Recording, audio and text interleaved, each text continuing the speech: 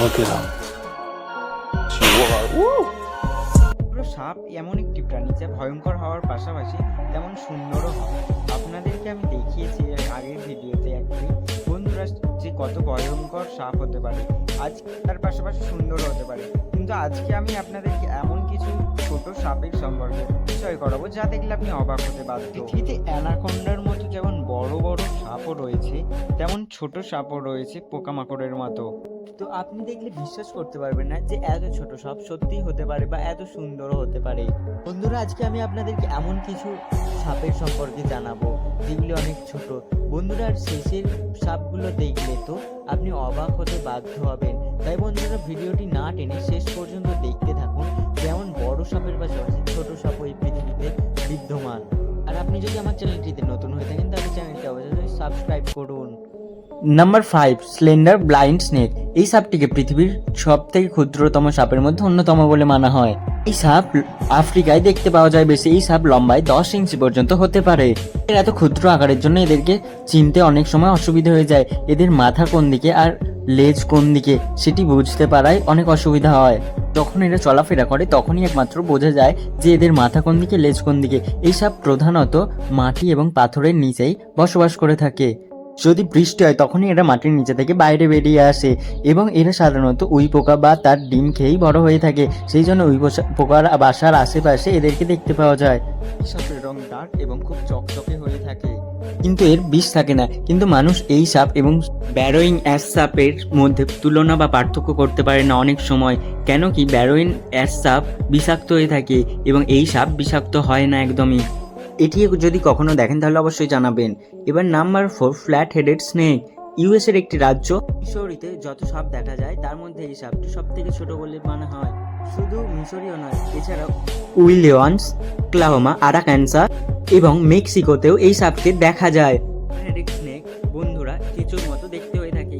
এই সাপ এবং এতটাই ছোট হয়ে থাকে যে আপনি যদি এই সাপটিকে কখনো হাতের মধ্যে নেন তাহলে এটি আপনার আঙুলের মধ্যেই সীমাবদ্ধ থেকে যাবে।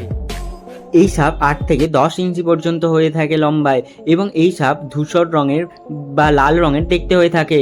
অনেক সময় এদের পেট গোলাপি রঙের এবং মাথা কালো রঙের হয়ে থাকে। এদেরকে গরমকালে বালির মধ্যে বেশি দেখতে পাওয়া যায়। এদের প্রজনন বসন্তের সময় বেশি দেখতে পাওয়া যায়।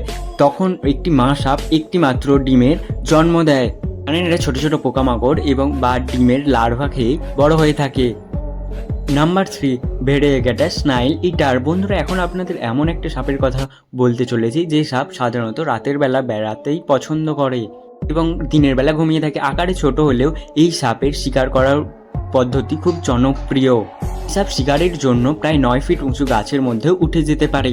অবাকের বিষয় হলো এই সাপ দেখতে ছোট হলেও এরা একটা বড় শামুককেও গিলে খেতে পারে। এরা আফ্রিকার জঙ্গলে দেখতে পাওয়া যায়।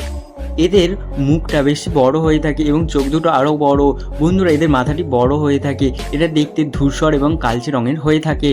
আফ্রিকার জঙ্গল ছাড়াও এই সাপ টোব্যাগো এবং ট্রিনিডাডতেও দেখতে পাওয়া যায় বলে জানা যায়। বন্ধুরা, আপনি কি এটি কখনো দেখেছেন তাহলে জানাবেন। নাম্বার 2, ব্রাহ্মণী ব্লাইন্ড স্নেক। সাপের ছোটদের মধ্যে এটি অন্যতম একটি সাপ হলো, কেননা এই সাপ লম্বায় মাত্র 2 ইঞ্চি হয়ে থাকে। এদের মধ্যে কোনো সাপ মাত্র 6 ইঞ্চি পর্যন্ত লম্বা হতে পারে। এসব সাধারণত আফ্রিকা এবং এশিয়ার মতো জায়গায় দেখতে পাওয়া যায়। এছাড়াও অন্যান্য জায়গাতেও প্রায় দেখতে পাওয়া যায় মোটামুটি।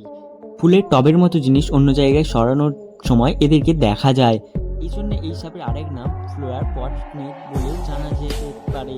এগুলো দেখে বোঝা যায় না যে এদের মাথা কোন দিকে এবং লেজ কোন দিকে। এই জন্যে আপনাকে ম্যাগনিফাইং গ্লাসের ব্যবহার করতে হতে পারে। সব সাধারণত গাঢ় ধূসর, স্লেট এবং বেগুনি বা বাদামি কালারের হয়ে থাকে দেখতে। সাপ খাদ্য গ্রহণ করে থাকে ছোট ছোট পিঁপড়ে, লাভা, পোকামাকড় ইত্যাদি, যা এরা খেয়ে বেঁচে থাকে। নাম্বার 1 দেখে নিয়ে চলুন, বারবাডোস থ্রেড স্নেক। বন্ধুরা, এই সাপকে ছোট সাপের একটি প্রজাতি বলে জানা যায়। এটি লম্বায় 7 থেকে 8 ইঞ্চি পর্যন্ত হয়ে থাকে। নাম শুনেই বুঝতে পারছেন এটিকে বেশিরভাগ সময় বারবাডোসেই দেখতে পাওয়া যায়। এছাড়াও বারবিউডা এবং অ্যান্টিগুয়াতেও এদেরকে দেখতে পাওয়া যায়। থ্রেড সাপের মতো এই সাপও উই পোকা এবং লার্ভা খেয়ে বেঁচে থাকে। সাপ মাটি বা পাথরের নিচে দেখতে পাওয়া যায়। এই সাপের অন্যতম একটি ফ্যাক্ট হলো এই সাপ, ফিমেল সাপ একটি মাত্র ডিম পাড়ে একবারে এবং যখন সেই ডিম ফুটে বাচ্চাটি বের হয় তখন সেই বাচ্চা সাপটি মায়ের থেকে অর্ধেক হয়ে থাকে। এই সাপ বিষাক্ত হয়ে থাকে বিশেষজ্ঞদের থেকে জানা যায়। বন্ধুরা, এই ছিল আজকের এই ভিডিওটিতে যা সবথেকে ছোট সাপ কিছু দেখালাম আজকে আপনাদেরকে। আজকের ভিডিওটি আসলে আপনাদের কেমন লাগলো এবং আপনি কি কখনো এইগুলো সাপের মধ্যে কোনো একটি সাপ দেখেছেন আদেও, সেটি আমাকে অবশ্যই কমেন্টে জানাবেন। এবং ভিডিওটি ভালো লাগলে অবশ্যই একটি লাইক করে এবং বন্ধুদের সাথে শেয়ার করে দিতে পারেন।